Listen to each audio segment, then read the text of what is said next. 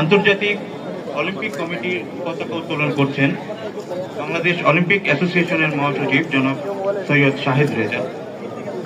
Bangladesh Olympic অ্যাসোসিয়েশনের পতাকা উত্তোলন করছেন বিএর উপমহাসচিব এবং অলিম্পিক ডে 2025 সাংগঠনিক কমিটির আহ্বায়ক জনাব আশিকুর রহমান।